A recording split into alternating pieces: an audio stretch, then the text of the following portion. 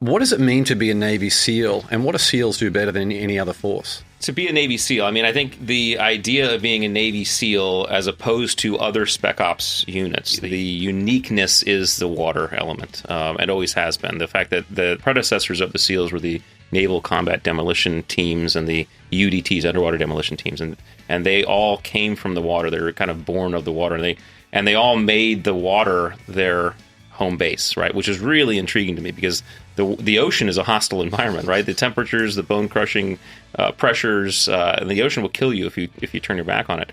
And the fact that they made this environment their home was so audacious. And one of the things you heard about SEALs, and I even heard it when I was in the teams, is that if the enemy's in pursuit of you, always go to the water because no one is brave enough or stupid enough to follow you there.